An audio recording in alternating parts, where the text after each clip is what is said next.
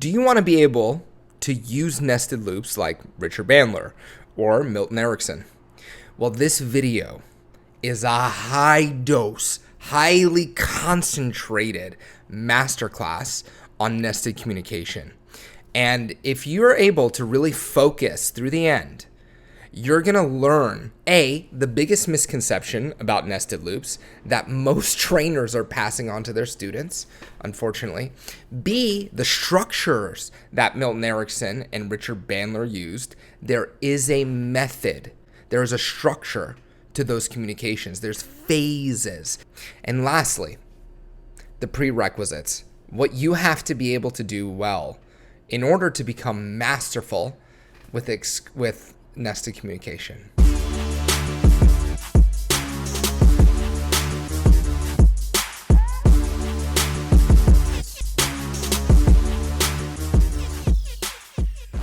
The most common mistake that people make with nested loops is that they're a technique in which you tell one story and then another story within that story and then another story, and then you close them in reverse order. Well, if that were true, then Game of Thrones would have been Ericksonian communication, right? Every show you watch with a cliffhanger where they leave you in suspense and you're on the edge of your seat would be somehow therapeutically healing. Michael Breen really clarified this for me. He said that nested loops are an approach to change work that utilize those open loops to create certain effects. I'm paraphrasing. But nested loops are not a technique. Like, think of the difference between classic martial arts, where you're in a horseback riding stance. You know, you're standing there very straight, your legs are bent, and you're throwing punch and you're throwing block like this. Or Karate Kid doing wax on, wax off. Wax on, right hand. Wax off, left hand. Those are skill builders. They're skill builders.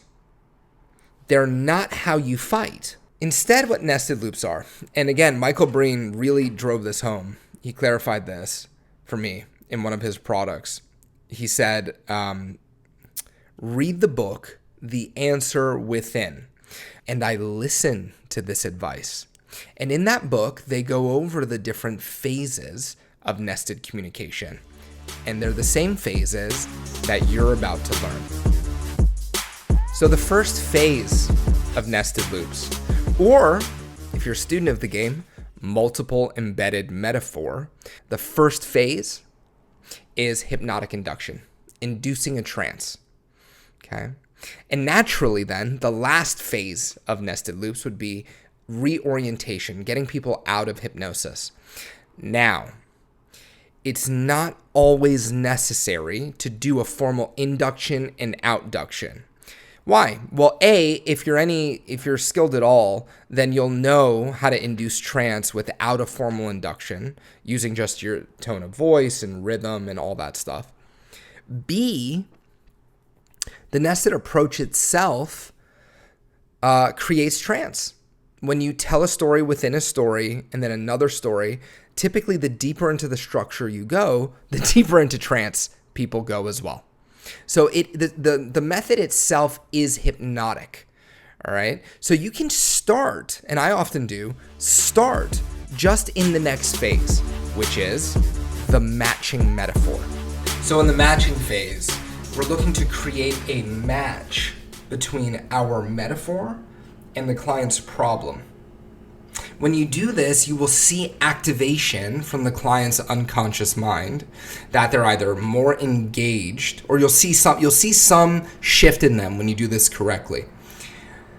This is so important. If you go back to my videos on the meta pattern, the first step of any transformative coaching or therapy session, we have to get the client's problem state lit up in order to bring new resources to that area of the brain. We have to light that up inside the mind. Neuroplasticity happens when areas of the brain are active. So we have to match the client's problem. In an open loop approach, we're matching with a story or a metaphor. Now, when you're choosing your story or metaphor, you can choose how overt or how covert you want the metaphor to be. Overt meaning the client can make a clear, obvious connection that this is about their problem. So client comes in for public speaking fear, and you make a very overt metaphor. My friend John has a public speaking fear. The client can make the connection there that we're still talking about their problem. That's useful if it's your first session and, perhaps the client isn't used to the way you do change work or not used to multiple embedded metaphors as an approach, and it would break rapport to tell a story that's seemingly not related to their issue. In corporate, you probably want your metaphors to be close enough, at least at first, or maybe you would have to pre-frame what you're doing. So you can have your metaphor be consciously matching. Now, let's say you have a client like mine who, anytime you talk about coaching, interventions, therapy, any of it, client has an immediate, intense abreaction, trauma level, phobic level, grabbing the hair, screaming, freaking out, anytime the client knows that you're doing therapy or coaching. In that case, if my client makes a connection to the fact that I've started therapy, it will interfere with the coaching, right? And in this case, I'm doing hypnotherapy, right? So I'm going to choose a metaphor that he can't consciously identify. But even though he can't consciously connect to it, it will have the same subject, verb, object relationships of the problem, so that his unconscious mind goes, oh, we're talking about this thing, and it gets active, okay? Now, again, primary goal, match the client's problem. I've done this with simply using the client's tonality of the problem state, right? You just want to remember we're working to an outcome at every stage. And if you keep that in mind, you can tell no stories to get there, like I did. You can tell a overt metaphor, you can tell a covert metaphor, or you can tell as many stories as necessary to get the match. Like if you think about Richard Bandler, when he does a seminar like Persuasion Engineering, Richard will open a lot of matching metaphors at the beginning. And each one is about something that you're there to learn, right? So overcoming objections, prospecting. So it's a sales course, and he's matching all the things you're there to learn in the beginning with an open loop. And this is where the open nested loop approach becomes useful. It's that when you open those loops and don't close them, the brain is seeking closure. It's seeking information. It's very different than having a client with their arms closed, thinking they know it all, or thinking they've tried everything and nothing works for them. When you open that loop and you don't close it, it creates the sense of openness and hunger for the answer, which is suggestibility in the client. Yeah. So the next phase, resource retrieval. And again, just like the name says, we're retrieving resources. So think about it. If you're going to make dinner, for example, what you have to do is you have to prepare your station. You get the pots and pans out, you get the ingredients out, you chop up the vegetables, you retrieve the resources you're going to need to transform those ingredients into your finished meal, right? That's what we're doing here. So in the classic Ericksonian hypnosis, these could be hypnotic phenomenon. This could be eliciting dissociation, could be catalepsy, it could be amnesia, it could be hypnotic phenomenon. It could also be, and this is what you see Richard doing a lot of, is eliciting states to chain. And you'll see, like, he just tells a story to elicit the state. If he gets it, he moves on. If he doesn't get it, he tells another story to elicit the state, and another story. So we can elicit states, we can elicit hypnotic phenomenon. What else? Inoculation. This is a good time to pre-frame the reasons, beliefs the client has for why the change won't work.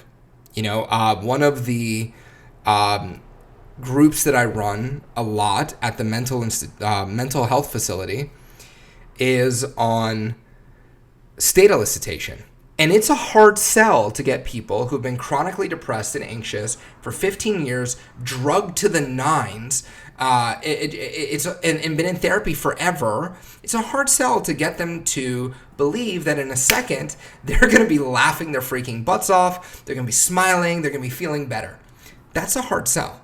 They have 15 years of life experience that contradicts that. So I inoculate, right? Those first resource retrieving phases for me in that context are about matching the fact that I know what it's like when you haven't been able to change, right? You don't think anything can come along that will change. And then I'm inoculating against the beliefs, and then I'm giving counterexamples about your mood changing, about something can come along and change your mood, right? So your resource retrieval can be anything that you need to use to get the work done. What beliefs does the client need to have? I might have an anecdote or a story that embedded within the story or metaphor is the belief.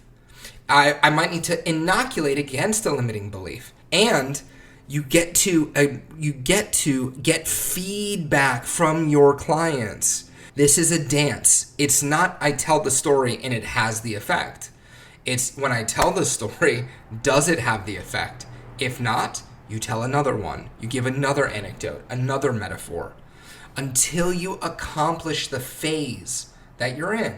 In this case, getting the resources. And once you have your resources, okay, you can move to the next step. This phase is called the direct work phase. And in the direct work phase, you do the work. You do the core of what you're there to do. So if I've got my resources, this is where I apply them. Now, just because it's a nested approach does not mean that this has to be done inside of a metaphor. In fact, because you're so many layers deep, the client is usually in such a deep trance anyway, you're often best off just by using direct suggestion. And I had this done to me one time where I was at a training, and it was over the course of a day. I had been induced into a very deep trance, and then the trainer looked at me and gave me one suggestion, and it just completely collapsed a negative state that I had been struggling with for a long time.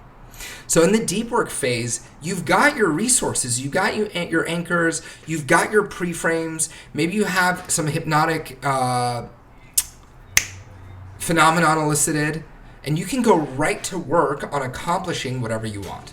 And once you've done your direct work, you go to the next phase in which we link resources to the context where the client needs them. So in this phase, you're taking all that great work and you're linking them to the social context, professional context, wherever the client needs those changes. In a classic NLP pattern, this is equivalent to conditioning the change and future pacing. And indeed, future pace here. Use suggestions to future pace and to make sure those resources are going to continue outside of the trance. Also, if you have a bunch of open loops, you're likely going to be closing them here, right? This is the stage to start closing those loops. And finally, you end up in the last loop to close, which is ending your matching metaphor, right? Ending that matching metaphor. And then if you had done a formal hypnotic trance, then you would reorient them to the world, giving post-hypnotic suggestions. You will continue these learnings, etc., etc., etc. So that was as concentrated of a dose of how to use nested loops well that I can give you. And I skipped a lot. So in order to be really good at this, this is the black belt stuff. This is the black belt advanced kung fu stuff. And just from your NLP toolkit, you have to be really good at working to totes. You have to understand the tote model.